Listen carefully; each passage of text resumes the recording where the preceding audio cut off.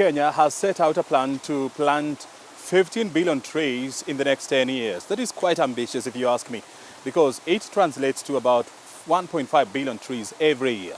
And the question is, as a country, do we have the capacity or the financial wherewithal to plant this number of trees? This week on Inside Government, we are talking to Chief Conservator of Forest. This is Julius Kamau. He's going to help us understand this plus more other issues. Thank you very much indeed for joining us. First of all, give us a background on how we got to 15 billion trees. Why not 5 billion? Why not 1 billion? Thank you so much for that question. And first of all, is to say that Kenya Forest Service is one of the principal agencies of government that is tasked with the mandate of protecting, conserving, and managing public forests. But beyond that mandate, the Constitution also obliges us that we must also support the county government in terms of providing technical advice.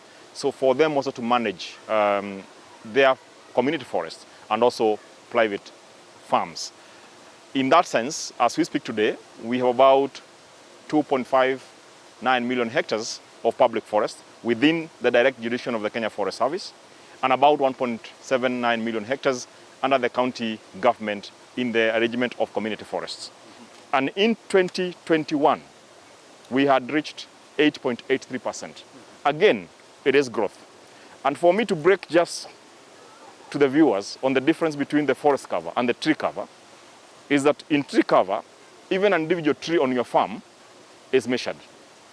But for forest cover, it has to fit with a scientific definition, which is for forest, which is defined as an area not less than 0.5 of a hectare, with a closer canopy of not less than 15%, and the trees within there must not be less than 2 meters. So that defines a forest.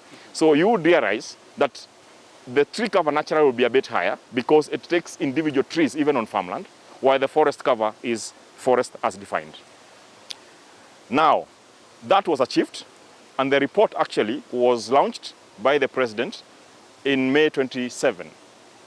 And in launching the report, the President then said that, yes, we have attained the 10% tree cover.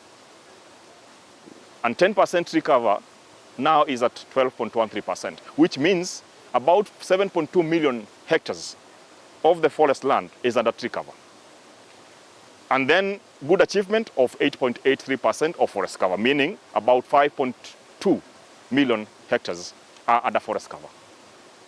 But that is not enough for the forests and trees to play their role to ensure that we have what we call environmental integrity, that we have provisions of water, that we are able to mitigate effects of climate change, that we are able to support livelihood of the people.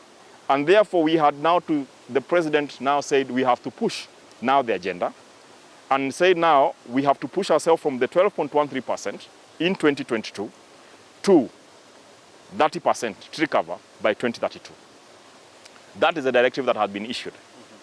And to do that, then, we have to use the 12.13% as a baseline, so that then we know what then do we need to do as a country to move from 12.13% to 30% tree cover.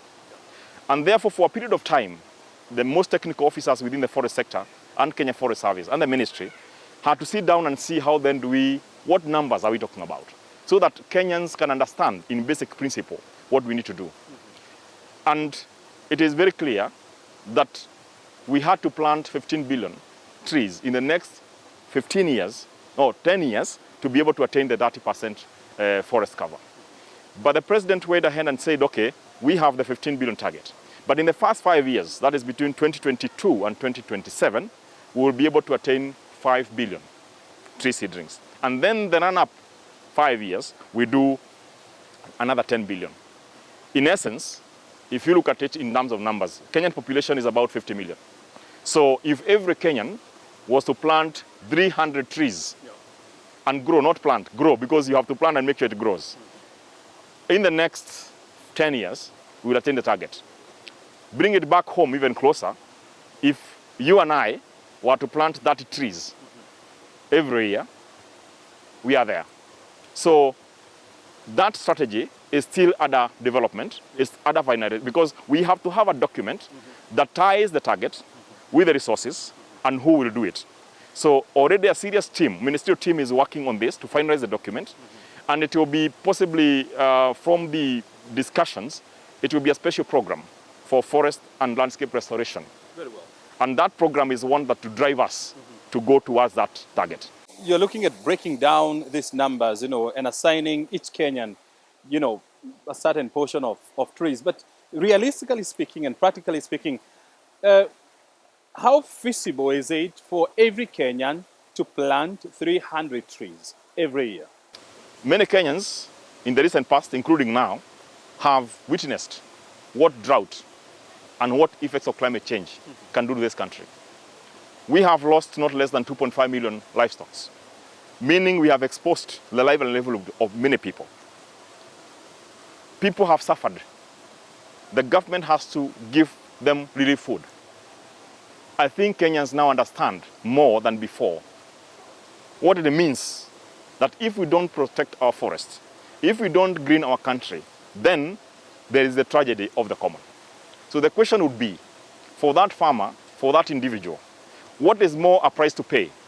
Is it to lose 10, 15 cattle in a span of 1 month, or to grow 300 trees? I think your answer is as good as my answer.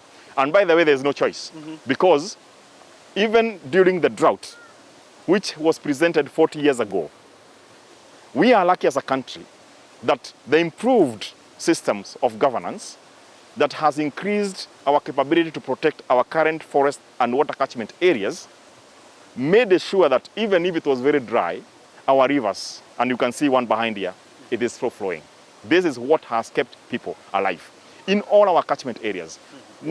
And you want to imagine, if this country had destroyed water catchment areas, and we had this serious drought, and there was no water, where would we be? And therefore, we can see a possibility of, if we restore our forests, if we reclaim our encroached areas, if we protect it, then we can be able to reduce the impact of climate change. And I give an example, for the Masai Mara.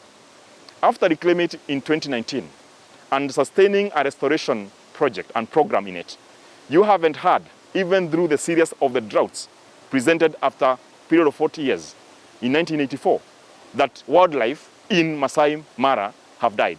You haven't had a conversation about the river has dried.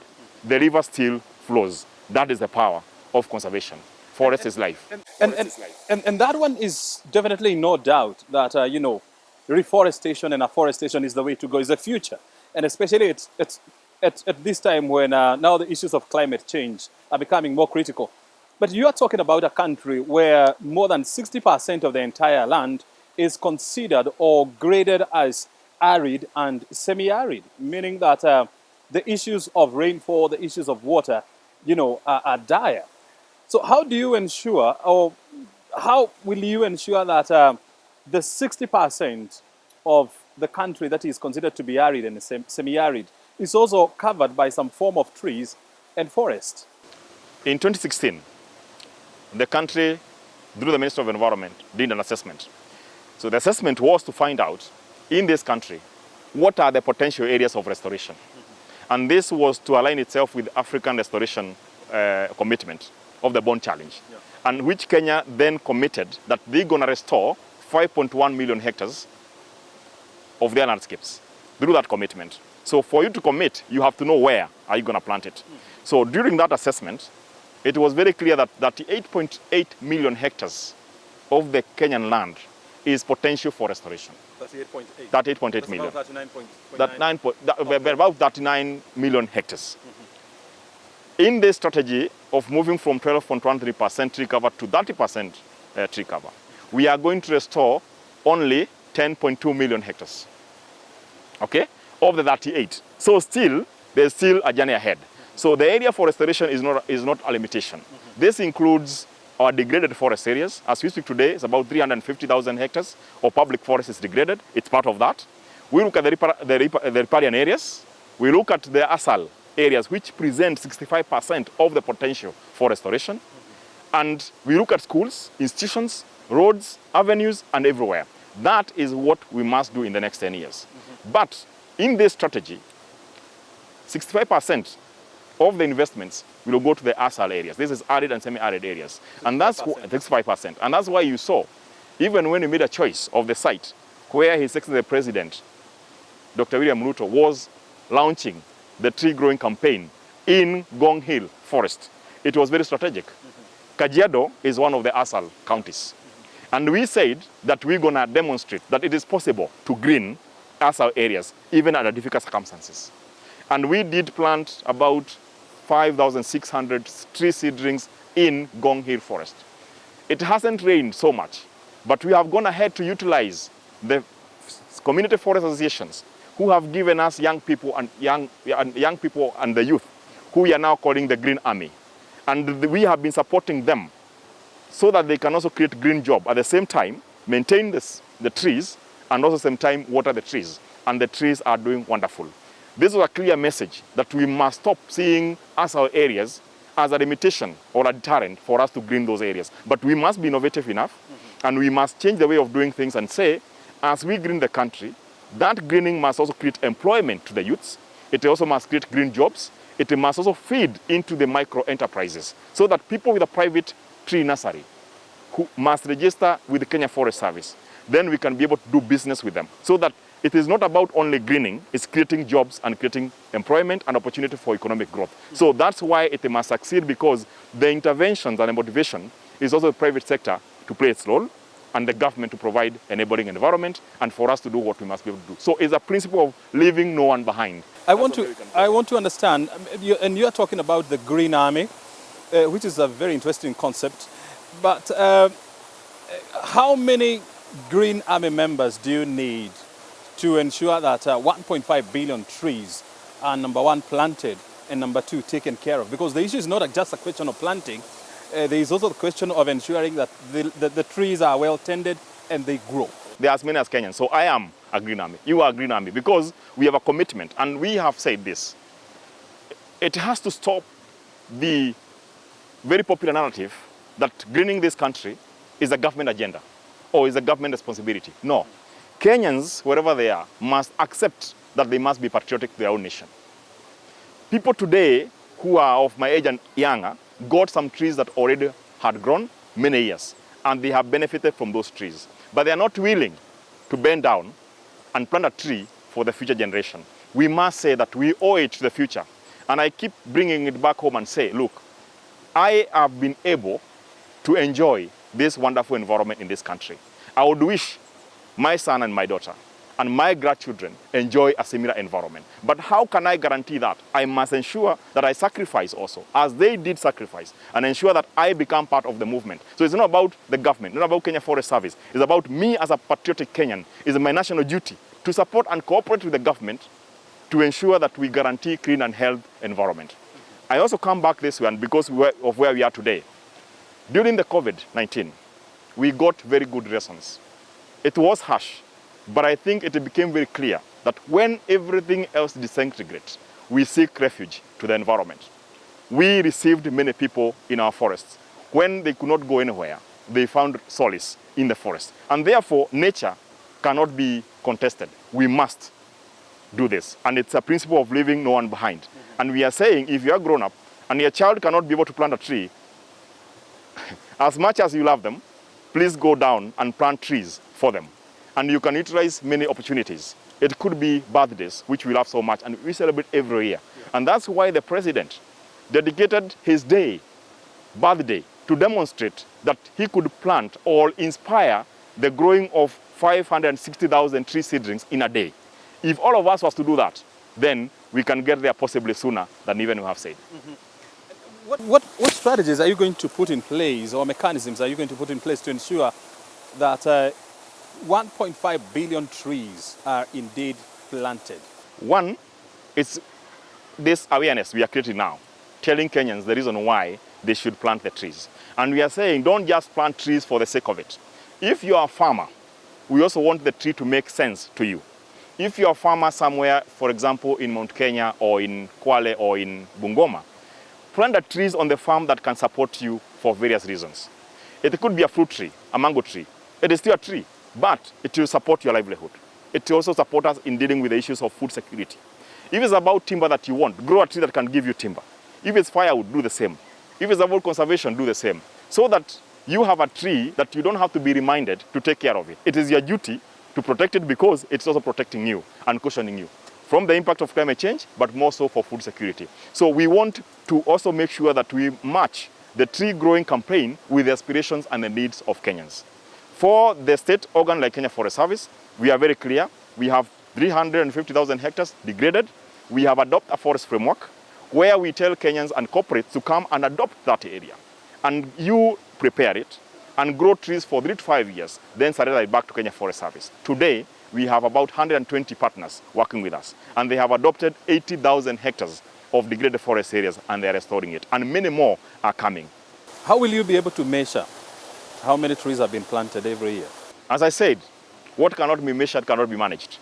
I started by saying that we did an assessment, wall-to-wall assessment, of the tree resources in Kenya in 2021.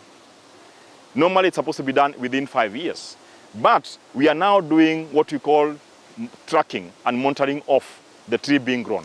And already a system is being developed within the ministry so that when you plant, actually it will be a mobile app where when you plant, it georeferences where you are and the trees that you have planted. And they come to a common dashboard and they're able to tally that you're able to know on a daily basis how many trees are being planted. On 21st of December, when the president officiated this national tree growing campaign, the trees that were planted that day were actually, he launched that tracking system where the tree planted of the day were actually recorded and there were none that were actually recorded. So the tracking process is as good as planting because we also don't own plants and maybe we don't have survival rates. So there is already a mechanism to do the tracking and monitor on real time when you are planting the trees as you go forward. In any case, another inspiration is that when you plant your 300, when you grow your 300 tree seedlings as a Kenyan, and within 3 years they have survived, you have a way of actually, and the government has set a way of actually giving what you call certificate of green conduct. People know about the certificate of good conduct, but we want to have a certificate of green conduct. So that, as a motivation. As a motivation. So that even when you are going to seek for a job, when you are going to seek for a job to be engaged with the army, national police, a forest ranger, as added value, you can present a green certificate.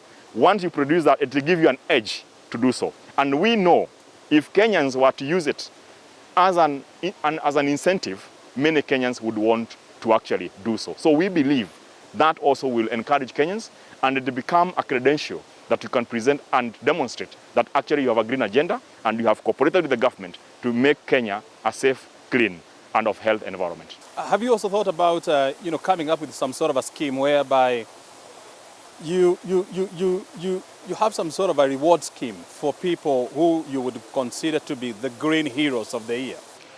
Yes, we have been in the discussion about having what we call honorary foresters.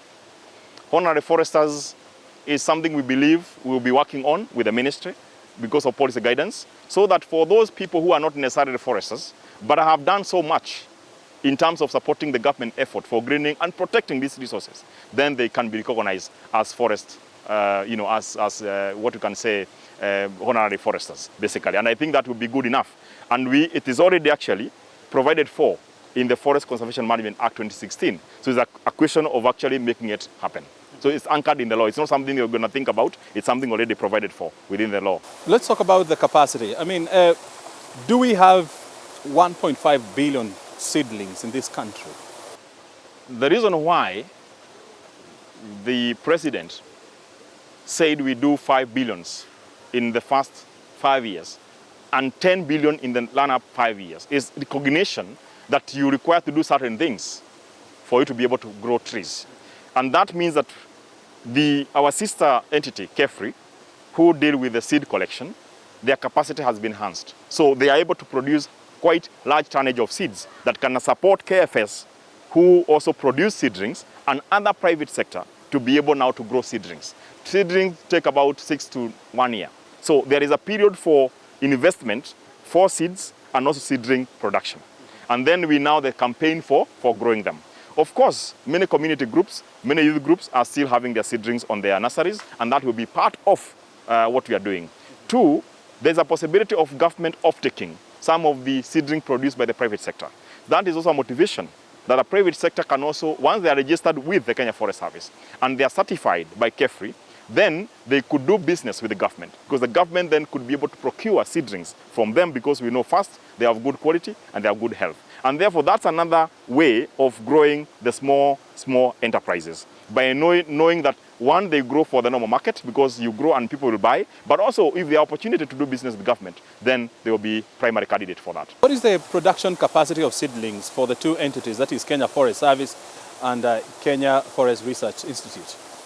I won't talk about KEFRI because they produce seeds, but the seedlings, so Kenya Forest Service is about 300 tree nurseries across the country. 300. We believe if we made some certain investment to improve the status of those nurseries, we can actually push ourselves to talk about 300 million tree seedlings as a government. But we know, and the principle of this whole strategy is that half of the seedlings will be produced by the government, but half by the private sector. 7.5 billion from the government and 7.5 billion from the private sector. And we hope with time, the private sector can actually do more than government, because that means that we are providing good environment for the business and the private sector to thrive. And that provides employment for the youth who earn that kind of a job, because many youths are actually jobless. And if you are talking about your current production capacity of 300 million, it means that you need to upscale this by another 200 million seedlings. How soon, or what is the turnaround time for you to do that? I believe once the strategy is developed and launched, of course there will be resource mobilization, because I also know that the government may not necessarily fund from the exchequer for the entire, because the program, it will cost us 500 billion Kenya shillings to execute, to move from where we are to where we want to go. Yes, yes. 500 billion. 500 billion. Of course, yes. That's a huge amount of money. So even if you are to divide by 10 years, you can see how many billions will be required almost every year. And we know the government also is facing challenges in terms of finances. So we cannot expect it to be funded by the public sector. We hope that it will be a business case that can attract funding from the private sector. And the private sector is able to do so. We have seen some big corporates adopting forest areas to restore. And they have the capacity to buy seedlings from the community groups. And that is the way we would want it. So that the smaller enterprises are being pulled by the larger enterprises. That is the model we want to see as we go forth. I saw a research that was done by the American Geoscience Institute, where they are saying that the world has about 13 trillion trees, and the world is losing about 15 billion trees every year. Is it possible for us to do that kind of a research to know how many trees we have in the country and how many trees we are losing every year? Because in the next 10 years, it is given we are also going to lose a number of trees. Yes. I don't know how many trees. Yes. And so we also need to know what is the conversion rate, so that as we plan to plant 15 billion trees, we must also have a strategy of replenishing the trees that we are also going to lose. And I agree with you. And that's why I said about the tree monitoring or tree tracking, tree growing tracking system. That means it's able to track. When you plant, it counts numbers. For example, on the day that we launched it, the program, any tree planted under that initiative was counted. And then you have to monitor whether those trees are growing, so that then you can say, okay, you grown maybe 100 trees, but unfortunately 10 of them died. Meaning that you cannot report 100, but you can report 90. That is why the tracking now going forward will help us to take count of every single tree that is being grown in the country. Paint for us how Kenya will look like in the year 2032. Well, if I may disclose where we are today and where we are holding this interview, it's a wonderful place to be. COVID taught us oxygen, which we take for free and for granted, is not for granted. There's a time when hospitals in Kenya said they don't have enough supply of oxygen. Trees give us oxygen. We breathe out carbon dioxide, which is actually a problem for global warming. But trees are kind enough to take it, process it, and give us oxygen, which we require for life. So what we see in the future and what I would envisage in 2032, if we are to get to 30% tree cover, which I know we'll get there, is first of all, Kenyans will have clean water, safe drinking water. They will have clean and healthy environment to live in. They will not lose their livestock from drought. Individual farmers will not be exposed to the harsh impact of losing the livelihood from aggravities of climate change like drought or floods. And where you have an integrated or a health integrity, then even energy, because water also help us get energy. Forests also help us get medicine. They help us deal with the issue of food security. Because, for example, we are talking about using irrigated agriculture in this country to increase food production. Without sustainable water supply, you cannot talk about food. So we are talking about a nation that is able to feed itself, able to access water, and also living in a clean, healthy environment. Therefore, longer days to live in this world. I know the president has given the go-ahead for the recruitment of 2,700 rangers and 600 forest officers. Yes. Is this number enough for the Herculean task ahead? We have an establishment of about 5,000 rangers, okay? Right now we are short half of that. So if we got the 2,700, we are at full capacity. It doesn't mean that that is enough to take care of every single tree in the country, but it has a critical mass to help us deal with the issues of, first of all, protecting what we have. Because it's also one thing to grow to that %, but we must not forget, we must protect anything that we have and whatever we may be able to do, so that we also don't lose. Finally, what is your message to the Kenyans who are watching this program and they're interested in getting on board on this project of 1.5 billion trees every year? This is not a government initiative or a government thing to do. It is for all of us as Kenyans.